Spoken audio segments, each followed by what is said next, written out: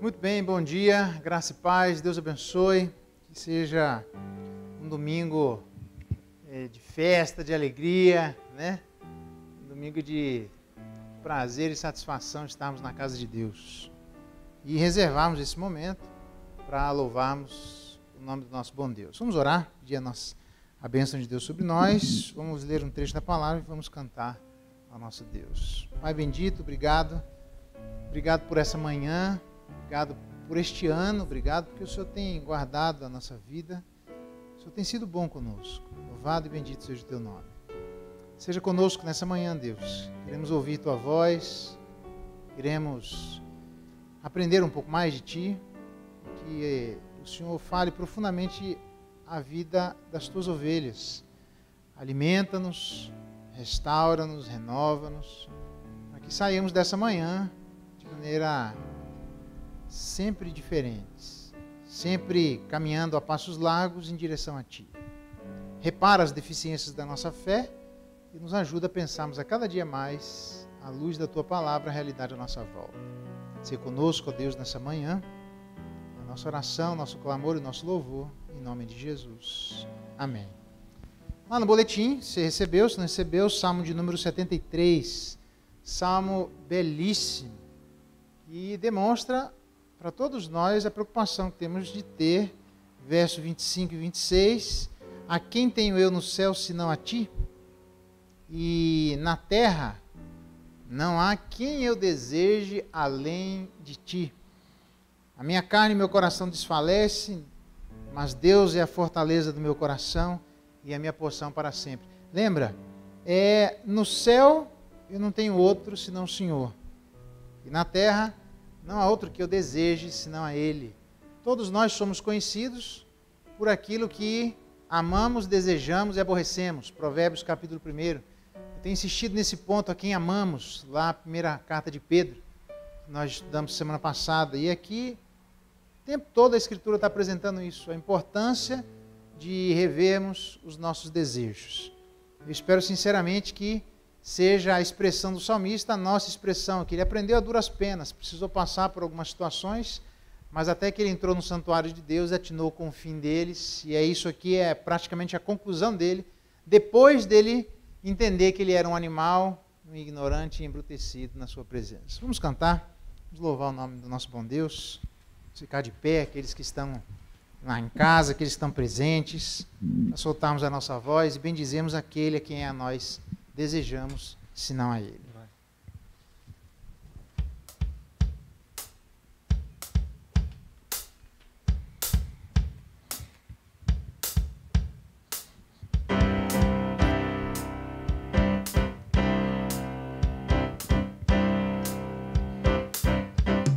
Santo, Santo, Santo, Santo, Santo, Santo. Santo é o Senhor, poderoso, digno de toda honra, digno de toda glória e de receber hoje o louvor.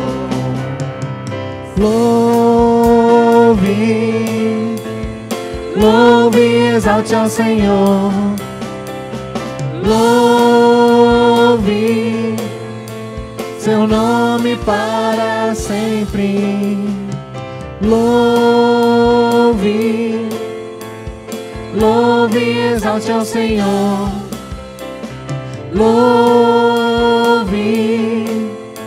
seu nome para sempre. Santo, Santo, Santo, Santo, Santo, Santo, Santo, Santo é o Senhor, poderoso, digno de toda honra, digno de toda glória e de receber hoje o louvor. Louve, louve, louve e exalte ao Senhor, louve seu nome para sempre. Louve, louve e exalte ao Senhor. Louve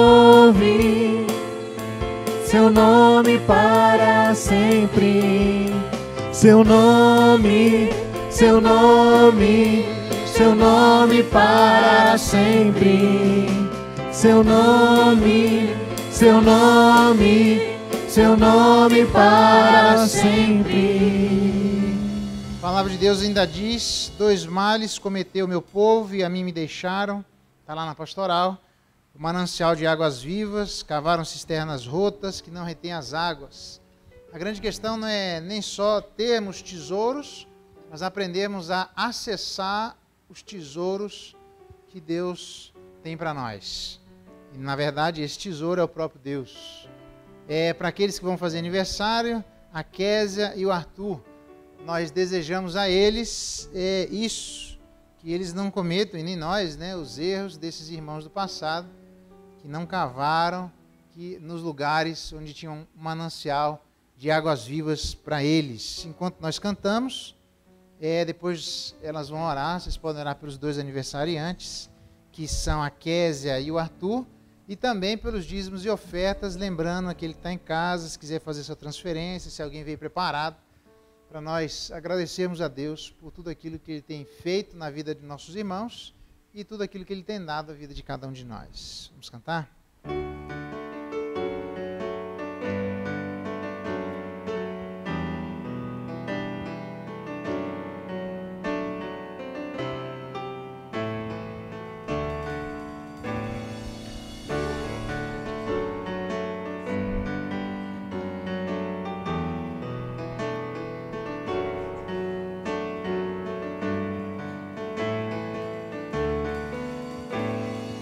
Eu não quero só te conhecer de ouvir falar. Saber não é o bastante. Viver é muito mais que apenas ver de longe. O bom é desfrutar de tua intimidade, de toda a tua paz. Senhor Jesus, não há bem maior que viver na luz, ser teu seguidor. Ó, vem tocar o meu coração, eu quero voltar ao meu primeiro amor. Eu quero voltar ao meu primeiro amor.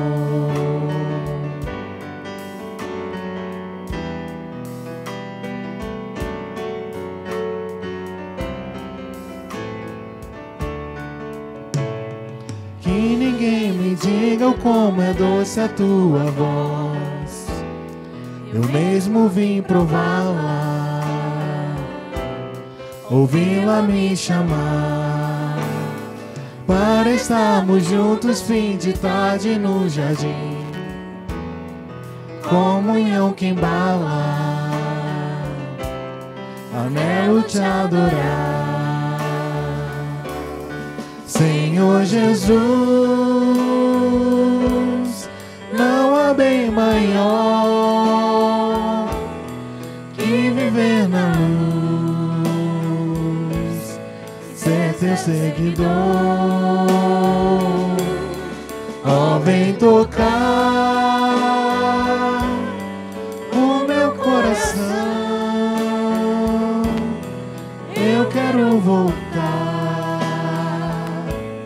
ao meu primeiro amor. Senhor Jesus, não há bem maior que viver na luz, ser teu seguidor. Ó, vem tocar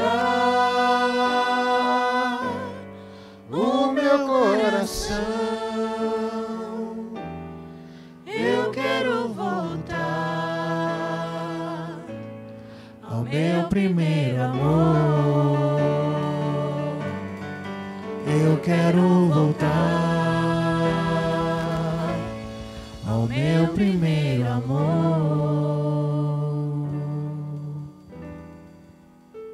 Oremos. Senhor Deus, estamos diante de Ti nesse momento, Senhor. Queremos agradecer pela vida dos aniversariantes, Senhor, por suas saúdes, Senhor, por suas famílias, Senhor, que o Senhor esteja fortalecendo os Teus servos, Senhor. Amém. Te agradecemos também pelos dízimos e ofertas, Senhor, que o Senhor possa estar abençoando a vida de cada um que contribui com a Tua obra, Deus. Que o Senhor possa abençoar a família de cada um dessa igreja, Senhor, em nome de Jesus, amém. Amém. Os irmãos podem sentar. Muito bem, avisos. Queria lembrar a eleição dos departamentos internos. Os irmãos aproveitem a oportunidade aí para se organizarem. E entendo nosso culto aí de virada de ano, nós faremos a posse naquele culto. Se eventualmente por alguma razão nós não fizermos, por causa da pandemia, assim por diante, a gente faz a posse no primeiro domingo do ano que vem, tá bom? Que eu estarei com os irmãos. Lembrando que nós tivemos o nosso encontro com as esposas dos presbíteros e do pastor, ontem com o reverendo Sebastião. Foi o primeiro encontro com as mulheres da liderança, que compõem a liderança, né? Pelo menos uma das lideranças da nossa igreja. Para o ano que vem, então, eu devo fazer um trabalho paralelo com a junta diaconal. Nós devemos ter eleição, se não me engano, foi do Álvaro, né, que venceu o mandato. A gente deve ter uma eleição para o ano que vem, já eleição de diáconos, eventualmente mais algum, mas devo fazer aí um trabalho paralelo que eu tenho feito com o conselho e também com a junta diaconal, tá bom? Oremos por estes irmãos. E o Ministério de Mulheres, nós teremos aí o encerramento com o estudo de às terças-feiras. Tá? Essa terça-feira darei estudo lá no livro de Esther, e aí ano que vem a gente retoma. Romance à Maneira de Deus também. Sábado agora nós não tivemos, porque eu estava junto com o conselho, mas sábado que vem nós teremos e faremos o encerramento às 11h15. Então os irmãos aí se organizem para participar.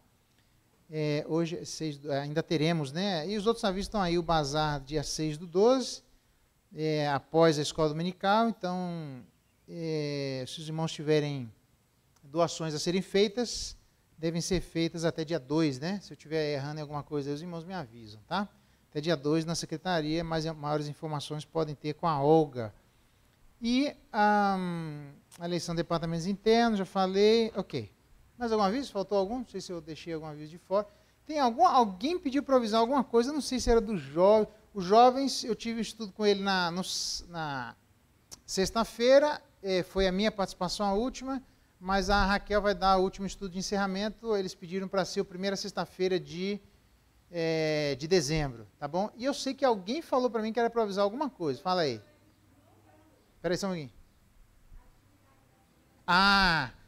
Atividade das crianças, dia 5, né, Xane? Dia 5, atividade, nós teremos a partir das 9h30, é isso? 9 horas, né? A partir das 9 horas aqui na igreja, com todo o cuidado. A gente quer, pelo menos, proporcionar alguma coisa em termos de encerramento. Deve ser no estacionamento aqui da frente ali, tá? E os irmãos aí se organizam, aqueles que têm aí as crianças na igreja, para participar, ainda que com todos os cuidados. Fala isso, quer falar, Graça? Com todos os cuidados sanitários.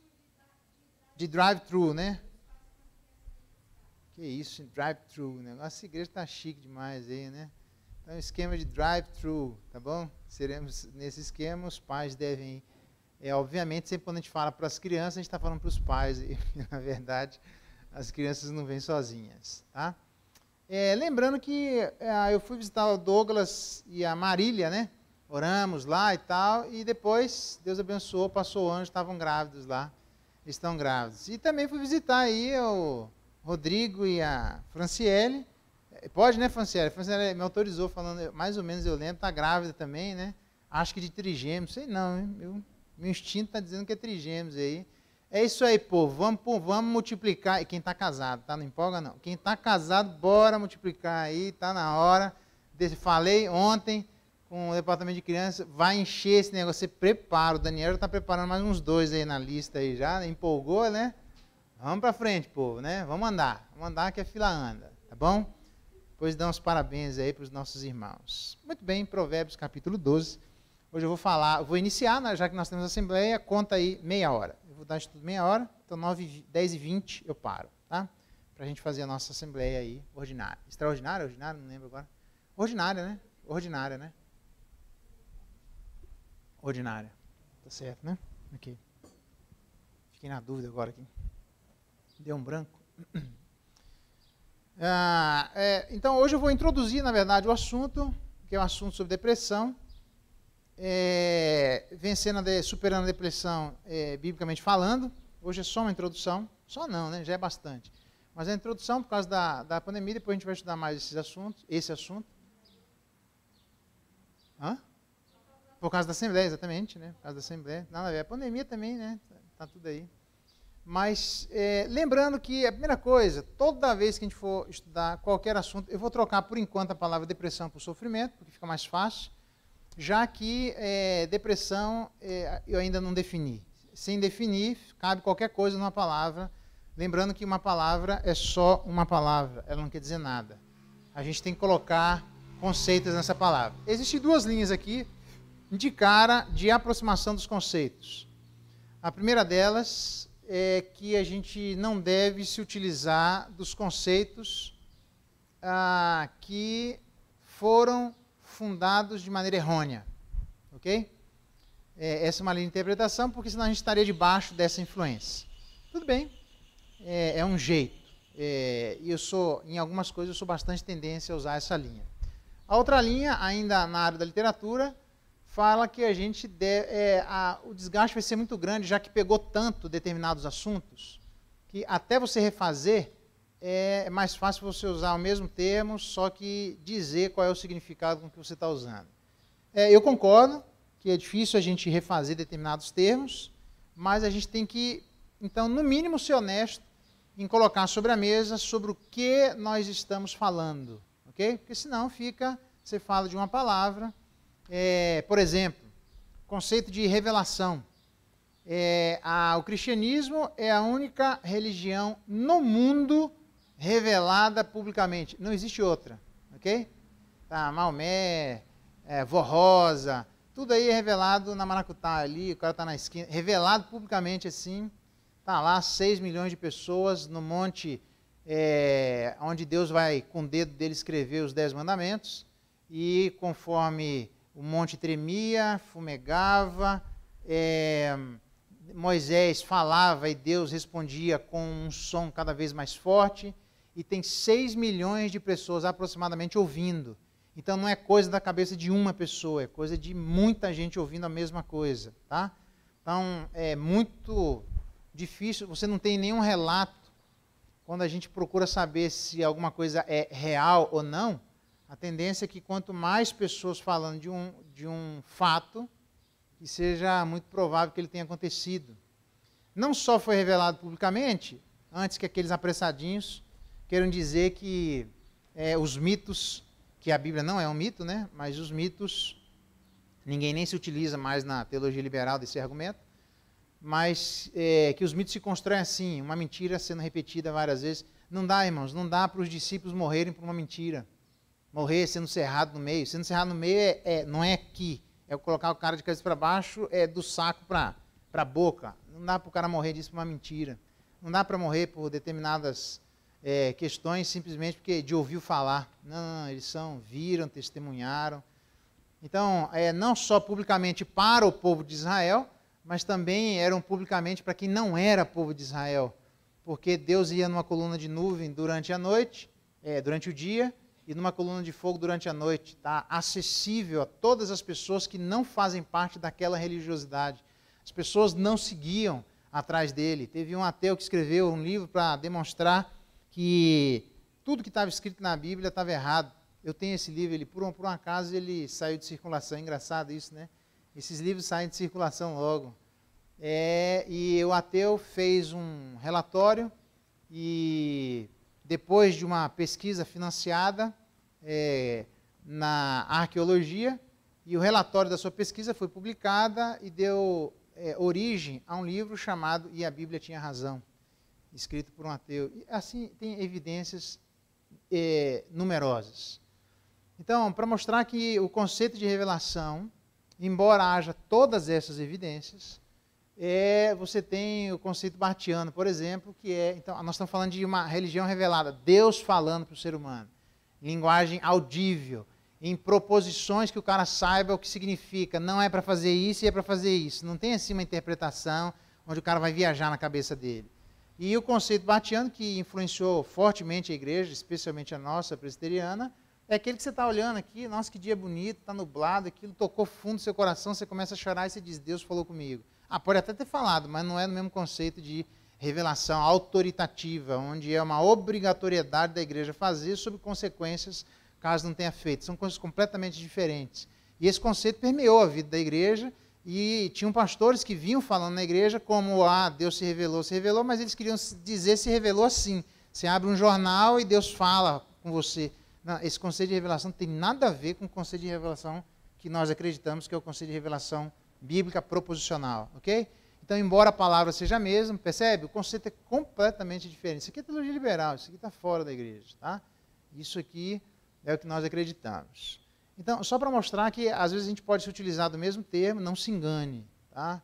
Tem insistido nesse ponto, não se iludam com terminologia. Usou a terminologia, tem que definir do que está falando, porque quando define, fala de onde fala. E quando fala de onde fala, fala das suas influências obrigatoriamente, ok? Então, dita essas coisas que são muito importantes, Provérbios capítulo 12, lógico que eu estou pressupondo aqui várias questões, mas eu vou construir então um conceito de depressão, porque é uma palavra que cabe qualquer coisa. O cara deu dor de barriga, está depressivo, o cara matou a mulher, está depressivo, o cara toma um remédio para dor de cabeça, está depressivo, qualquer coisa hoje cabe na palavra depressão. Então, a gente precisa definir o que a gente está querendo falar sobre depressão. Então, para ficar mais fácil e limpando a nossa interpretação e construindo de maneira mais clara, tira a palavra depressão por enquanto e coloca sofrimento, vamos construindo e depois a gente faz a comparação de onde a gente tem o conceito de depressão e compara, na verdade, com o conceito que existe hoje na área da saúde, só tem um caso na Bíblia que se encaixa no conceito de depressão. Nem Elias estava deprimido, nem Davi estava deprimido e assim por diante. Então tem que falar do que nós queremos dizer com depressão, percebe?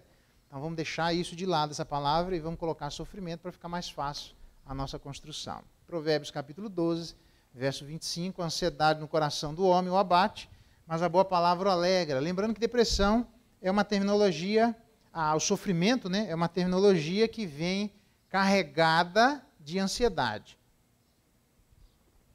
Ansiedade, na verdade, eu até acho que o problema nem é o problema da geração, nem é a depressão, nem é um problema novo, mas acho que a ansiedade sim, e também não é um problema novo, mas é um problema que acomete as pessoas, a ansiedade, ok? E aí a minha pergunta é o seguinte, esse aqui é um dos meandros das palavras. Quando a gente fala, se utiliza da terminologia doença, a gente tem que dizer o que a gente está querendo dizer com doença. Porque qual é o critério para dizer que alguém está doente? Okay? O critério é a ciência positivista, influenciado por Augusto Comte, eu já falei isso para vocês, eu acho, que o Brasil foi diretamente influenciado por isso. Na construção do Brasil está lá a Ordem e Progresso, que é um lema positivista, tinha a Igreja Positivista Brasileira, em Brasília, né? Então, nesse positivismo, eles se encontravam um tripézinho, que é repetição, observação e mensuração. Tudo que for repetido, observado e mensurado é aquilo que nós chamamos de ciência, porque é a ciência positivista que nós estamos utilizando. Ok? Então, tudo que não for repetido, mensurado e observado cai fora, não tem nada a ver com ciência, pelo menos do ponto de vista do uso da palavra ciência que nós fazemos dela atualmente. Isso significa que para alguém, neste conceito, está doente, precisa ter alguma coisa que a gente observe, que a gente meça e que a gente repita. Eu me lembro que eu usei desse argumento quando eu fui com Adalto Lourenço, eu dava, na época, aula de filosofia para a escola de primeiro e segundo ano, e fui conversar com o pessoal do Sistema Ângulo de Ensino, organizadores do Sistema Ângulo de Ensino no mundo. Desculpa. No Brasil, lá em São Paulo. Ele foi apresentar os argumentos de matemática e física, e eu fui apresentar os argumentos de filosofia. E disse, eram três biólogos e uma historiadora. E eu disse para eles assim, o que vocês querem? Eu falei, esse conceito que vocês estão apresentando aí de evolução está completamente equivocado. Ele disse para mim assim, eu falei, o mundo ter sido criado por métodos naturais é uma coisa. O mundo ter sido criado por métodos sobrenaturais é um absurdo. E eu disse para ele, você está se utilizando da ciência positivista? Eu falei, estou. A ciência positivista é mensurada, observada e repetida? Ele falou, é. Você conhece alguém que estava no começo do mundo? Não. Essa experiência foi repetida do início do mundo? Não. Essa experiência foi mensurada do início do mundo? Você tem chute. O chute que é daquele livro O Mundo numa Casca de Nós, onde, como é que é o nome daquele cientista lá? Ajuda aí. Aquele que é... Esqueci o nome dele lá. Como é que é? Stephen Hawking, obrigado. O livro Uma Casca de Nós, basicamente, a briga dele no livro inteiro, que seria a casca de nós seria um átomo, e ele está querendo tentar explicar o Big Bang, só que o livro inteirinho dele é ele tentando discutir o que teria supostamente acontecido 2 segundos antes da explosão. Eu falei, pois é, você vai chutar, porque você estava lá? Eu falei, não. Você conhece alguém que estava? Não. Você repetiu? Não. Você vai chutar, não tem jeito. Isso não tem nada a ver com ciência. Aí eu falei, então o que você quer? Eu quero que vocês coloquem essa afirmação em qualquer outro livro, menos um de ciência, porque isso aqui não tem nada a ver com ciência. Caiu o beijo e ninguém conseguiu responder nada. E aí um deles falou assim para mim, mas eu não sei responder o argumento que você está falando. Eu falei, olha, eu estou conversando, numa boa, eu vou falar exatamente o que eu disse.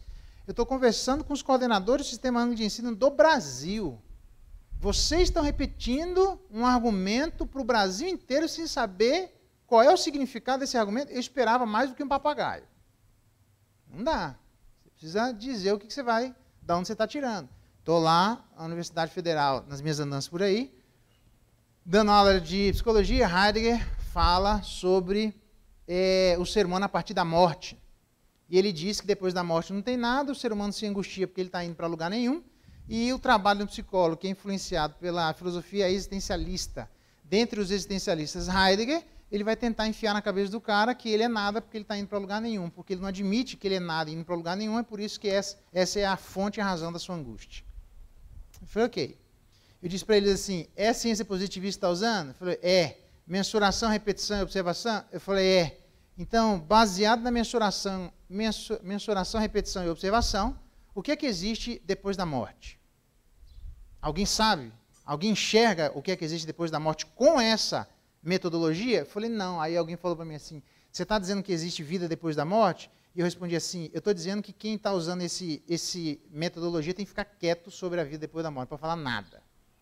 Porque com essa metodologia aqui não dá para dizer se existe vida ou se não existe vida. Nem que sim, nem que não, tem que fechar a boca.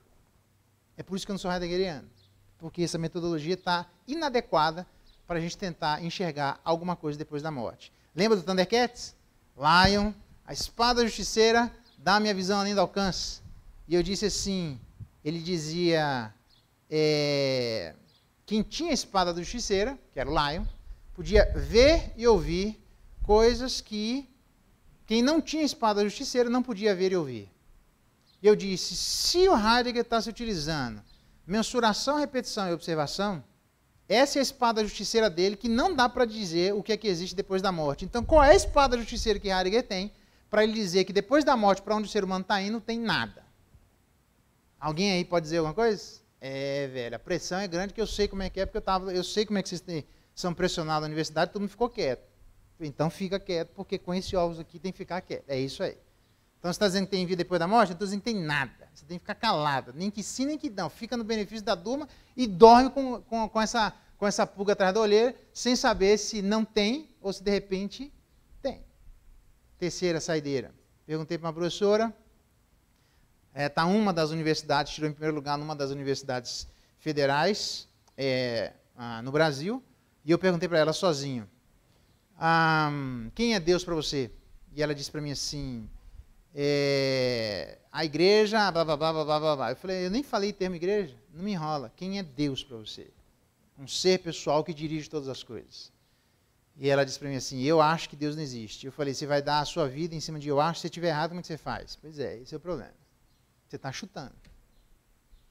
Então, eu só estou tentando demonstrar para vocês que no quesito sofrimento, existe um problema que as pessoas falam, que é a tentativa de definir a terminologia doença, que é mensuração, repetição e observação, é isso que nós temos como método para dizer o que é uma pessoa doente e o que não é, e você tem coisas que você não tem um marcador biológico. Esse aqui é o problema.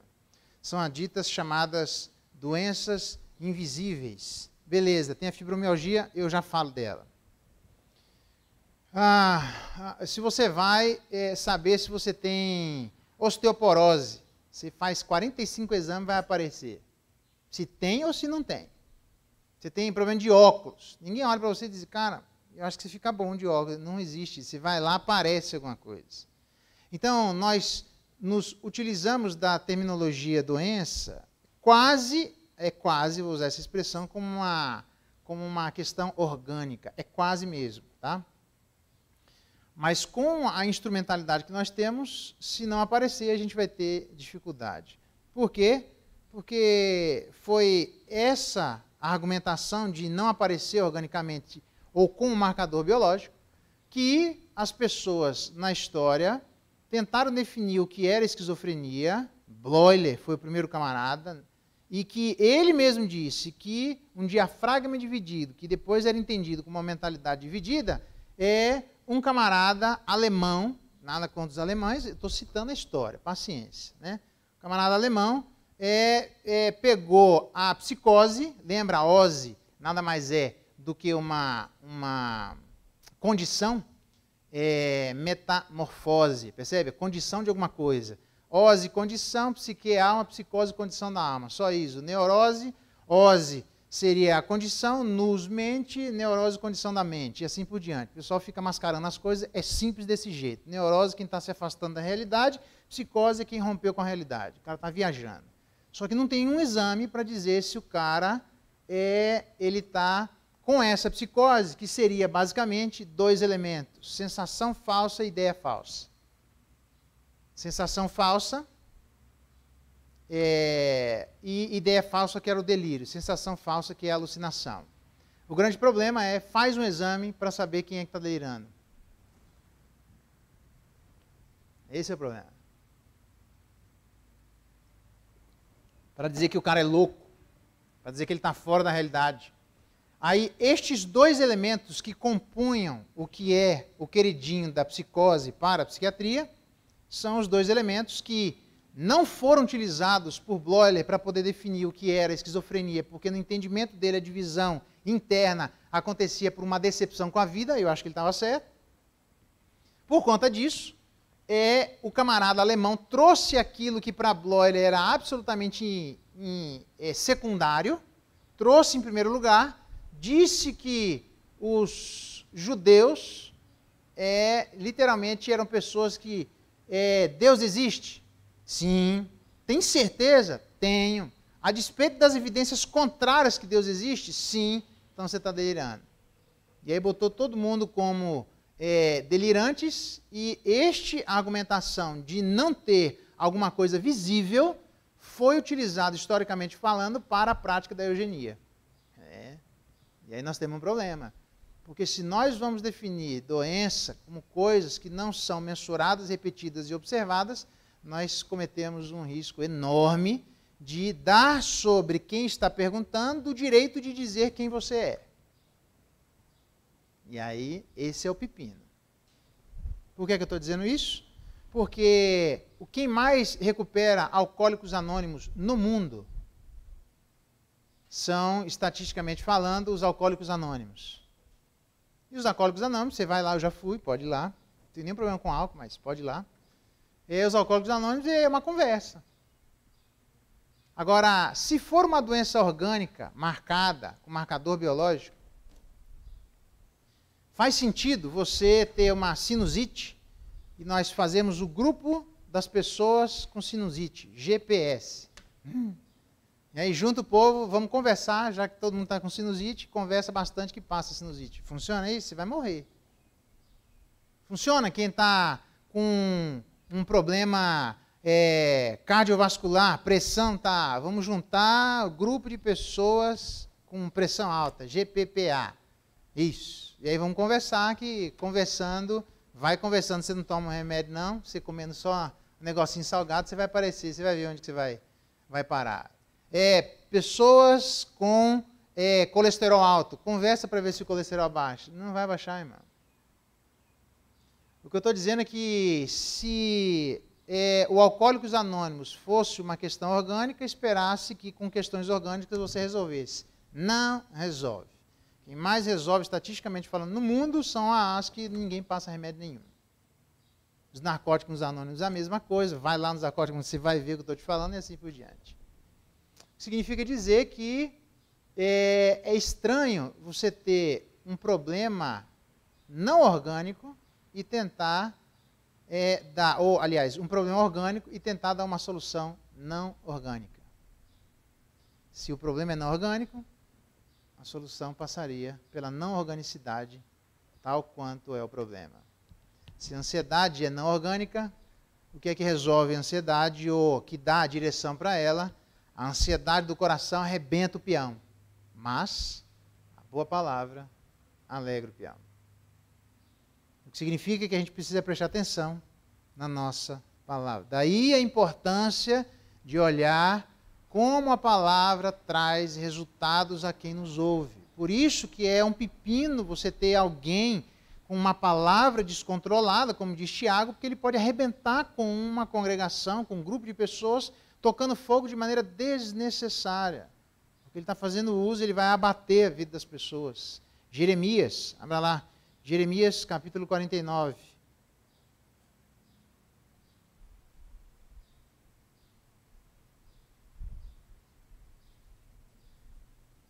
Verso 23. Quem se sente em sofrimento, se sente em sofrimento assim. Capítulo 49, verso 23. A respeito de Damasco, envergonhou-se Ramate e Arpade, tendo ouvido as más novas, cambaleio, porque são como um mar agitado que não se pode sossegar. Quando você conversa com alguém ansioso, ele é como um mar agitado, inquieto por dentro. É como alguém desassossegado. É difícil você pegar um ansioso tranquilo. O cara está lá sossegado. Tipo, como é que você está? Estou ansioso. Por dentro é como uma verdadeira turbulência, como ondas, vagalhões passando por dentro de nós. Salmo de número 44. Isso é tão forte. Olha a linguagem do salmista para quem está em sofrimento. Eu estou tentando construir o conceito de depressão, tá? Por enquanto eu estou usando o conceito de sofrimento. Salmo 44, verso 25, diz assim: pois a nossa alma está abatida até o pó, e o nosso corpo como que é pegado no chão. Irmãos, abatida até o pó do pó nós viemos e ao pó voltaremos. Do pó significa que morri. Do pó significa que estou morto, não tem mais chance.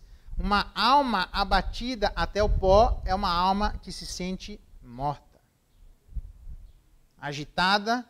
Normalmente, quando você conversa com pessoas assim, elas dizem: para mim não tem solução, não tem saída.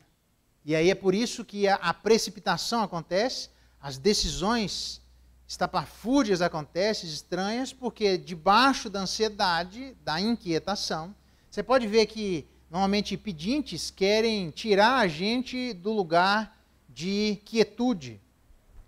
Se eu for ajudar todos os pobres do mundo, não vou dar conta. Jesus já disse que eu não vou dar conta.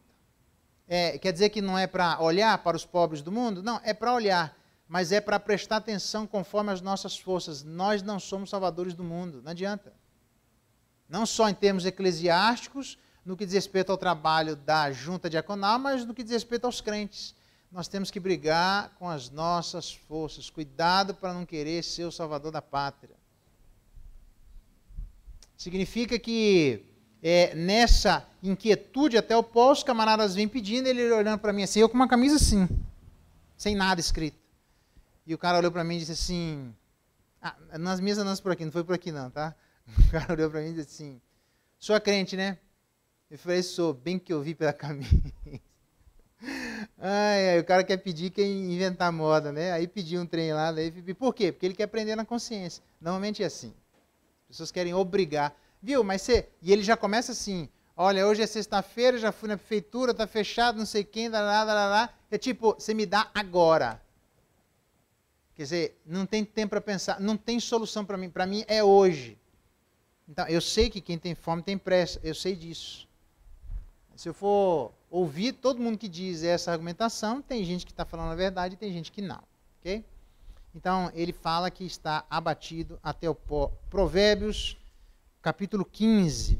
Isso. A solução passa por uma boa palavra. Então, a pergunta que a gente tem é, como ter uma boa palavra? Isso. Aí, meu amigo, aí depende da nossa relação com Deus, depende da fonte de onde nós estamos bebendo. Por isso que Jeremias 17 vai dizer que ele está lá e ainda que venha a dificuldade, venha o deserto, ele ainda dá fruto, porque Salmo 1 diz que ele está plantado junto à corrente das águas. A gente só consegue enverdecer a nós e aos outros se nós buscarmos na fonte correta. O problema é que o povo de Israel, em vez de cavar no manancial de águas vivas, cavou para si cisternas rotas. Por isso que o primeiro mandamento é não terás outros deuses diante de mim. Porque ter outros deuses diante de Deus, o Deus verdadeiro, é cavar para si cisternas rotas, não ir buscar na fonte do manancial de águas vivas e não ter o que falar para os outros. Simples assim. Aí por isso que a Bíblia diz no Antigo Testamento, cuidado quando vocês estão dizendo paz, paz, quando na verdade não tem paz. Vocês estão dando vãs consolações. É inútil o que vocês estão falando. Bobagem. Então Jeremias, não só uma palavra amiga, mas Jeremias capítulo 15, verso 30, o olhar de amigo alegra o coração e as boas novas fortalecem até os ossos. Desculpa, o que eu falei? Provérbios capítulo 15, obrigado, verso 30. Provérbios 15, 30, tá? O olhar de amigo alegra ao coração e as boas novas fortalecem até os ossos. Então, por que quando a gente tem uma festa de aniversário ou tem um casamento, qual é a primeira pergunta quando alguém convida a gente faz? Fulano, eu vou ter uma festa, um jantar, qualquer coisa assim, você pergunta, quem vai lá? Ué, só vai, irmão, você está sendo convidado, é boca livre, está reclamando do quê? Vai logo lá. Mas quando a gente chega, a primeira coisa que a gente faz assim, ó, o radarzão. Tem alguém que eu conheço? Não. Você já foi numa festa sem conhecer ninguém? Eu já. O pastor está sempre direto em festa que não conhece ninguém. Assim. Às vezes conhece uma pessoa que a pessoa está ocupada lá, daí pronto. E aí a gente fica lá na festa de casamento, nós fomos lá e fica, pois então, né? O que está faltando? Um olhar amigo. Quando você tem um amigo, até Paulo falou que ele deixou de pregar em determinada cidade porque ele não teve a presença de um olhar amigo. Eu me lembro de estar pregando nas minhas andanças por aí, e um determinado cidadão, que era uma das lideranças da igreja, fazia assim, um cavalo relinchando, né? E levantava, lotada a igreja, e o camarada levantava e sentava, e levantava, eu falei, meu Deus do céu, eu estou falando alguma heresia que eu não estou vendo. É possível, o cara fazia assim, eu falei, meu Deus, eu tirei pedra na cruz, aí continuei falando, e levantou e sentou, eu falei, não, eu parei comigo, eu devo estar falando muita asneira, que eu não estou, está tão cego que eu não estou nem vendo a asneira que eu estou falando, então parei, não falei nada.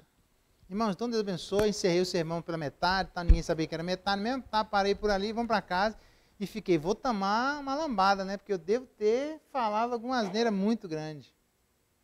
Fui lá, ei, irmão, tudo bem? Tudo bem, como é que vai? Vai, preparei espiritualmente, chamei Pai, Filho e Espírito Santo, invoquei os poderes da luz, falei, sejam comigo, porque a chicotada vai ser grande, né, para eu ter falado aquela besteira, o cara levantado umas 5 vezes lá. Eu perguntei, irmão, eu vi que você estava inquieto domingo lá. Eu estava, pastor. O que aconteceu? Então, esperei, né? Eu falei, não, é que eu não tinha tomado meu remédio de pressão e estava passando mal. Faz o seguinte, irmão, próxima vez que você não tomar remédio de pressão, você nem vai na igreja, você fica bem longe de mim assim. Por quê? Um olhar faz toda a diferença. A gente sabe, pelo menos da geração, eu tenho 46 anos, a geração antes de mim aqui, né, um pouco mais velha, sabe que quando os adultos estavam conversando, a criança chegava, o pai só olhava. E é como se tirasse a alma do corpo, assim, da criança, assim, só com olhar, né? Assim? Tem filho que fala, meu pai não precisava falar nada, ou minha mãe não precisava falar nada, bastava olhar. A expressão diz muito. Ela não diz tudo, mas ela diz muito. Eu não concordo, estudei lá oratória, fiz curso de oratória fora da igreja, aí tem aqueles livros lá, O Corpo Fala. Tá, mais ou menos, ali tem muita invenção, tá? Por exemplo, quem está assim é porque não está aberto àquilo que está sendo ouvido. Mas eu estou assim porque eu estou com frio, eu estou assim porque eu quero ficar. Eu não viajo, mas eu estou assim, estou prestando atenção. Se liga aí e fala o que você tem que falar. Então, assim, tem uns negócios que tem nada a ver. Quando o cara descruzou a perna porque está receptivo, cruzou a perna porque ele não está ouvindo. Não viaja. É demais da conta. É muito para minha cabeça, tá? Mas, assim, o corpo não fala tudo. Agora, que o corpo fala, alguma coisa ele fala. Para não dizer, Pedro... Não, pode estar contigo, eu estou contigo até debaixo d'água. Eu falei, meu amigo, você é mais fraco que você está pensando aí, você vai ver. Pedro nega 3 vezes, só tem um evangelho que diz que Jesus Cristo estava indo em direção à cruz e diz que ele olha para Pedro. E diz a Bíblia que Pedro saiu para chorar amargamente. Olha, ele não precisou falar nada. Um gesto vale mais do que 1000 palavras? Não, não é verdade, irmão. Gesto é gesto, palavra é palavra. Aquele gesto só teve significado porque Jesus falou que ia ter significado. Se Jesus não falasse que ia ter significado, não tinha significado. Entende o que eu quero dizer? Não dá. Palavra é uma coisa, gesto é outra. Elas são insubstituíveis. Elas estão em lugares diferentes. Então não vem com essa conversa fiada e dizer, não precisa evangelizar, basta mostrar, que não é verdade. Eu tenho que mostrar evangelizando com palavras. Porque se fosse assim, Jesus, quando ele veio, não falou nada. Falou e falou muita coisa. Tem 7 palavras que ele falou quando ele estava na beira da morte. Falou e falou muito. Filho, eis aí a sua mãe. Pai, perdoa porque eles não sabem o que faz. Mulher, cuida dele. E aí falou um monte de coisa. Então, vamos devagar. Paulo fala a Timóteo, tem gente pervertendo casas inteiras. Tu, porém, em vez de falar essas asneiras, o que ele diz? Faz. Não. Tu, porém, fala o que convém a sã doutrina. Então, no lugar de uma palavra deturpada, uma palavra dita sem deturpação. É assim que deve funcionar. A palavra errada é substituída com a palavra certa. E o gesto errado não é substituído pela palavra. O gesto errado é substituído pelo gesto certo. Gesto com gesto, palavra com palavra. Deus criou o mundo, não foi assim. Foi falando. E disse Deus, e a coisa aconteceu. É palavra, ok? Gesto está num lugar que a palavra não cabe, palavra está num lugar que gesto também não cabe. Então o gesto tem significado porque ele está permeado de palavras. Um gesto amigo. Aquele gesto é amigo porque você conhece o seu amigo. Daí as interpretações equivocadas quando você não conhece a pessoa e a pessoa... Aí as pegadinhas ficam tentando fazer isso, né? Fica lá, a pessoa olhando para você e você fala, nossa, você olha para trás, será que é comigo, né? Você não conhece a pessoa. O que significa aquele gesto? Nada. Significa o que você quiser que signifique. E aí a pessoa vai olhando para você assim, e vai olhando, você fica achando que é com você, e a pessoa depois tira o óculos, põe o óculos, sei lá, mostra que ela é cega. Você fala, meu Deus do céu, achei que a pessoa estava olhando para mim, né? Pois é, o que vale um gesto? Não vale nada. Sem palavras, ele não vale nada. Por isso que é um gesto de um amigo, de uma pessoa que você conhece, de alguém que você convive, de alguém que você tem proximidade. Essa pessoa, quando você chega num lugar estranho, a primeira coisa que você faz é, cadê os meus amigos? Eu não vou naquela festa de aniversário porque eu não tenho amigo. Como é que nós geralmente escolhemos a igreja? Por amizades. Porque um gesto, um olhar amigo, alegra o coração. É alguém que olha para nós e diz, tem comunhão de ideias, tem comunhão de sentimentos, tem comunhão de propósitos, e assim por diante. Ok? Paramos aqui, vamos orar, para nós passarmos para o momento da assembleia. Já falei bastante. 33 minutos, tá bom? Falei 30 minutos e eu continuo na semana que vem falando sobre superando a depressão, superando biblicamente a depressão, tá bom? A gente conversa um pouco mais sobre isso. Pai, em nome de Jesus, dá-nos graça para termos uma boa palavra. dá-nos graça para termos um olhar amigo. Mas que, obviamente, nada dessas coisas sejam substituídas apenas por gestos. Tanto que uma boa palavra que alegra, demonstrando de onde estamos, demonstrando de onde falamos, demonstrando a Deus como o Senhor demonstra para nós que nos ama por palavras. Aliás, o Senhor falou antes da encarnação, teve muitas palavras dizendo o que o Senhor faria. A encarnação ela não aconteceu solta na história. Ela aconteceu como cumprimento de promessas verbalizadas.